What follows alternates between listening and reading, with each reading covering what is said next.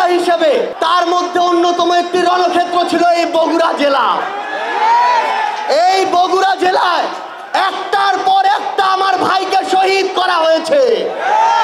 এই বগুড়া জেলায় একজনের পর একজন আমার ভাই বোনের শরীর থেকে রক্ত ঝরানো হয়েছে। বিগত 16 বছরে যেই জেলার নাম শুনলে উন্নয়ন বাজেট, বিভিন্ন জায়গায় প্রমোশন থেকে শুরু করে অগ্রগতিতে নাম কেটে দেওয়া হয়েছে, সেটি হচ্ছে এই বগুড়া জেলা। শুধুমাত্র নাম শুনেই বৈষম্যের শিকার হয়েছে, বঞ্চিত হয়েছে যেই জেলা ছিল সেটি হচ্ছে এই বগুড়া জেলা।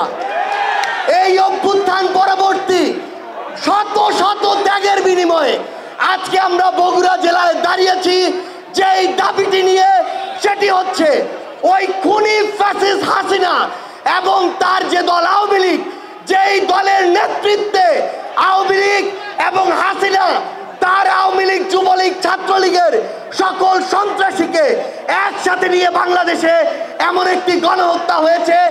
আমরা তাদের সকল রাজনৈতিক কর্মকাণ্ড নিষিদ্ধের দাবিতে আজকে এই রণক্ষেত্র বগুড়ার মাটিতে দাঁড়িয়েছি।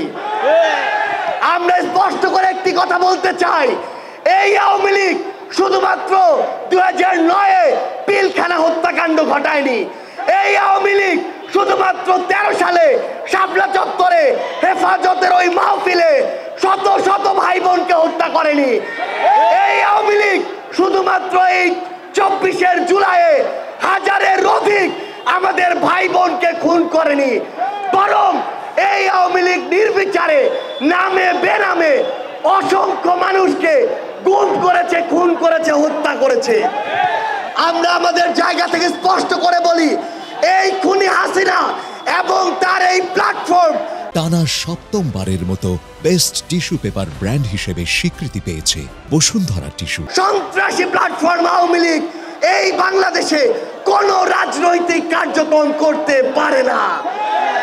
এই আওয়ামী লীগ শুধুমাত্র রক্তের উপরে দাঁড়িয়েছিল, ব্যাপারটি এমন নয়। এই আওয়ামী লীগ পুরো বাংলাদেশে জেলার নাম ধরে, ব্যক্তির নাম ধরে, দলের নাম ধরে বৈষম্য করেছে। আপনারা যদি দেখেন, আপনার এই বগুড়া জেলা, যেই জেলায় একটি আন্তর্জাতিক ম্যাচ খেলার স্টেডিয়াম ছিল, সেই জেলা সেই স্টেডিয়ামকে বন্ধ করে দেওয়া হয়েছে। আপনারা যদি দেখেন, আপনাদের এই বগুড়া জেলায় একটি হাসপাতাল ছিল, যেটি দেশের প্রথম সারির একটি হসপিটাল হতে পারত, সেই হসপিটালটিকে দেশের 4র্থ সারির হাসপাতাল বানানো হয়েছে। এই হসপিটালে উন্নত যন্ত্রপাতি তো দেওয়ার কথা, বরং এখান থেকে ফিরিয়ে নিয়ে যাওয়া হয়েছে।